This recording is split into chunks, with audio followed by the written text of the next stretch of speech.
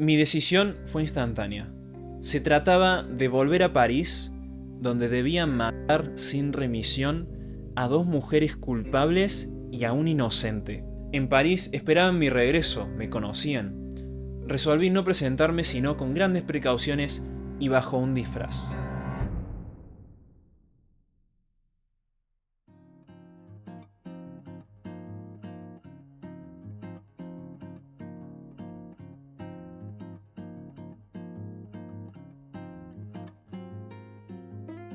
Ahora Berríos cuenta que fue a pedirle ayuda a un amigo para que le consiguiera un carruaje y esa misma noche volver a París. Cuestión que quedan que a las 6 de la tarde lo pasaba a buscar, así que se vaya preparando. En lugar de regresar, me dirigí al muelle del Arno, donde vivía una modista francesa. Entré en su tienda y sacando mi reloj. Señora, le dije, es mediodía. Parto esta noche con el correo. ¿Puede prepararme para antes de las 5 un traje completo de doncella? Vestido, sombrero, velo verde, etc. No reparo en dinero. La modista reflexionó un instante y me aseguró que todo estaría listo a la hora indicada. Di un adelanto y crucé el Arno de vuelta al Hotel de las 4 Naciones, donde me hospedaba. En una maleta con algo de ropa tenía un par de pistolas de 2 tiros. Las cargué debidamente. Y con la conciencia tranquila respecto a mi arsenal, salí a esperar la hora de la partida. A las 5 volví a la casa de la modista. Me probé el atuendo, que me quedaba bien. Al pagar el precio acordado... no, esta parte es buenísima. Al pagar el precio acordado, di 20 francos de más. Una joven costurera, sentada ante el mostrador, se dio cuenta e intentó advertírmelo. Pero la dueña, echando con un gesto rápido mis monedas al cajón, la apartó y le interrumpió con un «Tonta, deja al señor en paz». Pobre mina. Mil gracias, señor. Auguro buen éxito, sin duda. Será encantadora su pequeña comedia. Si supiera. Por fin sonaron las 6. Con mi atuendo femenino cuidadosamente guardado en el coche, partimos. Al llegar a Génova, descubrí una nueva desgracia. Mi disfraz de mujer se había perdido. Habíamos cambiado de coche en Pietrasanta y al abandonar el que nos traía de Florencia, olvidé todo mi atavío. ¡Rayos y truenos!, exclamé. Parece que un ángel maldito quiere impedir mi proyecto. Y sí, hijo de... Cuestión que al final consigue varias modistas que le hagan el traje de nuevo lo más rápido posible porque partía en muy poco tiempo. Y en esto nos cuenta. Pero mientras corría así tras las costureras, he aquí la policía sarda. Tras revisar mi pasaporte, decide tomarme por un emisario de la Revolución de Julio, un conspirador, un libertador, y se niega visarme para Turín, ordenándome pasar por Niza. Recordemos en esta época, 1830, periodo de la Restauración, en julio de ese año se dieron unos días de revolución, de los cuales Eugène Delacroix pintó este cuadro tan famoso, La libertad guiando al pueblo. Y ahí fue cuando el pueblo puso un rey a elección, me parece, no me acuerdo bien cómo era. Pero bueno, continúa Berlioz. ¿Quién era más espléndidamente necio? ¿La policía, que veía en todo francés un misionero revolucionario? ¿O yo, que creía necesario entrar a París disfrazado de mujer, como si todos supiesen el proyecto que me llevaba allí? Y... lo dijiste vos. Así que tomé el camino a Niza, sin calmar mi furia. Repasaba incluso con cuidado la pequeña comedia que representaría al llegar a París. Me presentaría en casa de mis amigos hacia las 9 de la noche, cuando la familia estuviera reunida para el té. Me anunciarían como la doncella de la condesa tal, encargada de un mensaje urgente. Me introducirían en el salón, entregaría la carta y mientras la leían, sacaría mis 2 pistolas de doble cañón y... Llegué a la bendita Niza, refunfuñando un poco. Esperé unos días. Y así, aspiré el aire tibio de Niza a pulmón lleno. La vida y la alegría volaban hacia mí. La música me abrazaba, el futuro me sonreía. Pasé un mes entero vagando por naranjales, bañándome en el mar. Viví solo, compuse la obertura del Rey Lear, canté, creí en Dios, convalescencia. Fueron los 20 días más hermosos de mi vida, oh Nisa. Pero la policía sarda volvió a turbar mi paz. Tras interrogarme por mis sospechosos paseos y dibujos, mis partituras, me expulsaron. Y así lo hice. Partí al día siguiente, a regañadientes, pero con el corazón ligero, lleno de alegría, vivo y curado. Y así, una vez más, se vio un par de pistolas cargadas que no dispararon. No importa, creo que mi pequeña comedia tenía cierto interés. Lástima que no se representara. Un poco anticlimático este final, pero menos mal que fue así. Increíble la impunidad que maneja este tipo para escribir todo esto y encima terminarlo con un lástima que no se representara. El policía ese que estaba en Génova sin saber salvó a toda una familia. Se puede decir que Camille Mouk esquivó una bala, casi literalmente. Pero quien no esquivó la bala acá fue Harriet, que vuelve a aparecer en esta historia. A ver, a ella no la mataron, pero ahora sí va a conocer a Berlioz. Y, como se imaginarán, también de una manera un tanto rara. El contexto ahora es que estamos en 1832. Berlioz ya volvió de su viaje a Italia, Camille Mouk ya no es parte de su vida, y la Sinfonía Fantástica, esta obra inspirada en Harriet, ya se había estrenado hacía 2 años. Seguimos entonces. Un impulso secreto me llevó a alquilar un departamento frente al que ocupara años atrás la señorita Smithson. Al día siguiente, al encontrarme con la antigua sirvienta que hacía las veces de ama de llaves, le pregunté: «Dígame, ¿qué fue de la señorita Smithson? ¿Tiene noticias suyas?» «¿Cómo, señor? Pero si está en París. Hace pocos días aún vivía aquí. Anteayer dejó el mismo apartamento que usted ocupa ahora. Es directora de un teatro inglés que empieza las funciones la próxima semana». Me quedé mudo. Y sí, me imagino. Pero Berlioz añade lo siguiente: «Vine a París a presentar mi obra, el monodrama. Si voy al teatro inglés antes del concierto, si la veo, perderé la lucidez y seré incapaz de organizar nada. Así que, el concierto primero». Este monodrama del que habla Berlioz acá es Lelio, que es una obra que sería la segunda parte de la Sinfonía Fantástica, es decir, sigue la historia y la completa. Pero esta no es una sinfonía, esta es una pieza teatral u operística interpretada por un solo actor o cantante. En este caso, el protagonista de esta historia sigue siendo Berlioz, aunque no se diga directamente.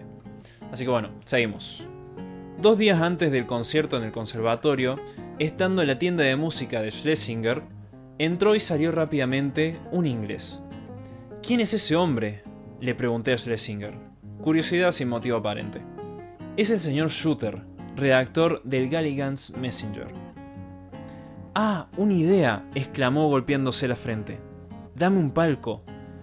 Shooter conoce a la señorita Smithson. Le pediré que le lleve entradas y la convenza a asistir». La propuesta me hizo estremecer de pies a cabeza, pero no tuve valor de rechazarla y entregué el palco. Schlesinger corrió tras Shooter, lo alcanzó y sin duda le explicó el interés excepcional que la presencia de la actriz añadiría al evento. Shooter prometió hacer lo posible por llevarla. Y así fue. Shooter le ofreció un palco privilegiado a Harriet y a algunas personas cercanas más para ir a disfrutar de la sinfonía. Lo que pasaba es que la Harriet que ahora estaba en París no era la misma que había sido años atrás. Intentando volver a tener el mismo éxito que tuvo aquella vez, Harriet de nuevo ahora estaba presentando las obras inglesas en París, pero lo que pasaba es que ya no eran novedad. La compañía que ella ahora dirigía no tenía éxito alguno. Y así fue como la actriz se empezó a endeudar y seguro no le estaba pasando nada bien en general. Ir a escuchar una sinfonía en ese estado, capaz que no tenía muchas ganas. Pero bueno, al principio no quiso ir, pero la terminaron convenciendo. Una vez ya sentada en el palco, Harriet reconoce que el compositor de la sinfonía era ese que le mandaba tantas cartas antes. El nombre Berlioz le sonaba de algún lado. La señorita Smithson me vio y me reconoció. «Es él», pensó. «Pobre joven. ¿Me habrá olvidado? Ojalá». La sinfonía comenzó con un efecto fulminante. Entonces, en secreto pensó, ¿y si aún me amara? En el intermedio, las palabras ambiguas de Shooter y Schlesinger, que no resistió unirse al palco, sembraron en ella una duda que la agitó cada vez más. Pero cuando, en el monodrama, el actor pronunció estas palabras: «Oh, si pudiera encontrar a esa Julieta, a esa Ofelia que mi corazón llama», exclamó: «Dios mío, Julieta, Ofelia, no cabe duda, habla de mí, aún me ama». Sí, Harriet, o sea, se estaba por casar con otra mientras te estaba componiendo 2 obras. Eso es amor. Bueno, y así fue como al día siguiente Harriet permitió que le presentasen a este joven músico. Y de una manera muy poco premeditada, al poco tiempo se comprometieron. Sí. A ver, piensen por qué. Así que bueno, mientras tanto, el teatro inglés quebró definitivamente. Harriet estaba más endeudada todavía y para sumarle a todo esto, un día se quiebra el tobillo, sumándole ahora gastos médicos y una recuperación muy lenta. O sea, todo como el orto. Berlioz la ayuda con lo que puede, organiza también un concierto benéfico para recaudar fondos en el que al final tocaron Liszt y Chopin. Y la plata de ese concierto iba a ir toda a pagar las deudas. Finalmente, en el verano de 1833, cuando Henriette Smithson estaba arruinada y apenas curada, me casé con ella, pese a la oposición de ambas familias. El día de la boda, ella solo tenía deudas y el temor de no poder volver al escenario. Yo, 300 francos prestados y una nueva ruptura familiar. Pero era mía, lo desafiaba todo. Yo en esta lo banco. Agarré y puse toda la plata, me peleé con mi familia, te compuse una sinfonía, todo, para estar ahora acá con vos. Nah, es muy bueno. Ya sé que el tipo estaba loco y que era bastante boludo, pero déjenme romantizar esta parte. Si hacemos una película sobre esto, estoy seguro que la rompemos. Así que bueno, Harriet y Berlioz finalmente se casaron y tuvieron un hijo al año siguiente. Para mi sorpresa, esta pareja se llevó bastante bien durante unos años. Yo la verdad que los veía separados a los 2 meses. Berlioz, siendo el que más ganaba dinero, fue pagando de a poco las deudas de Harriet. Y pudo terminar un día que le llegó una carta por parte de Paganini con una especie de cheque adentro a modo de regalo de unos 20.000 francos. Que a día de hoy serían unos 3.050 euros, pero tengo un presentimiento de que en realidad en esa época deben haber sido un poco más. Pero bueno, no es por querer arruinar esto, pero la pareja al final se separa en 1840. Y acá, en todo lo que investigué con respecto a esto, siempre se le echa mucho la culpa a Harriet sobre la separación, diciendo que al final ella no era tan encantadora como parecía. Tenía una carrera en declive, era una alcohólica, era una celosa. Y yo me pongo a pensar, boludo, ¿qué tanto iba a durar una pareja en la que una de las partes idealizaba tanto a la otra que andás a ver cómo se llevaban después en la realidad? Me refiero a que Harriet, la persona real, claramente no va a encajar con esa versión idealizada que vos tenés en tu cabeza. Por eso me sorprendió que al principio Berlioz se comportara bastante bien. O sea, yo la verdad, siendo las cosas que escribió en este libro, me esperaba algo del tipo: al final Harriet no es lo que me imaginaba, me quiero separar de mi mujer, no la soporto, bla bla bla. Y por lo menos esas cosas acá no están. Se terminan separando principalmente porque Berlioz hacía muchos viajes a otros países, a otros lugares en general, y eso a Harriet no le gustaba. Y la cosa estalla un día que Berlioz se va a Bruselas a escondidas, literalmente, dejando una carta en su casa explicando que nada, que se había ido. Y es ahí, supongo que también a través de cartas, deciden separarse amistosamente. Si bien para ese año, 1840, el matrimonio ya estaba en las últimas y Berlioz encima estaba empezando a conocer a la mujer quien sería su segunda esposa, el cariño que le tenía a Harriet seguía siendo muy fuerte. Ella finalmente fallece en 1854 a causa de un paro cardíaco y después de haber estado sufriendo durante muchos años a causa de su pobre salud. Y en el último capítulo de las memorias, 22 de los 48 párrafos son Berlioz hablando de Harriet y cómo su muerte le afectó a él y a sus allegados. Creo que sin duda Harriet fue la persona más importante en la vida de Berlioz. Y aún estando separados y él con una nueva mujer, muy seguramente ese pensamiento, esa idea fija de la que él hablaba, lo acompañó hasta el último de sus días.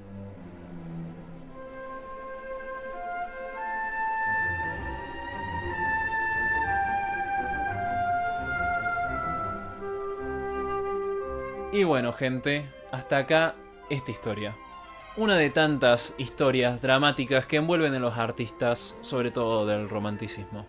Yo lo pasé muy bien investigando todo este chusmerío sobre quién estuvo con quién, qué hicieron, cómo lo hicieron y todo eso. Sigo sosteniendo que Berlioz me parece medio boludo, pero me esperaba cosas peores para esta última parte. Y en ese aspecto como que me sorprendió. Así que bueno, quedó ahí. Ahora, cuéntenme qué opinan ustedes, que esta es la mejor parte. ¿Estamos juzgando mal a Berlioz? ¿Harriet tenía alguna otra alternativa en vez de casarse con él? ¿Hitler lo debería haber recagado trompadas? Para mí sí. ¿Y qué onda con todo ese episodio de querer ir a matar a Camille, a su madre y a su nuevo prometido? Para mí ahí derrapó mal, porque una cosa sería pensarlo, imaginártelo, que ya está pésimo.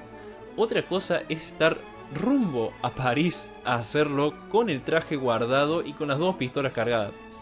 Pero bueno, si les gustó pueden dejar un me gusta y comentarme todo lo que opinen con respecto a esta historia. Recuerden suscribirse, así llegamos a la cifra de los 10.000 suscriptores y hacemos el tutorial de cómo hacer un coral a 4 voces. También pueden seguirme en mis redes e ir a escuchar mi música, que no sé si para este punto ya habrá salido, pero bueno, estoy por sacar una canción.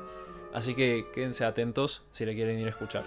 Muchas gracias por ver todo esto y nos veremos en el próximo video.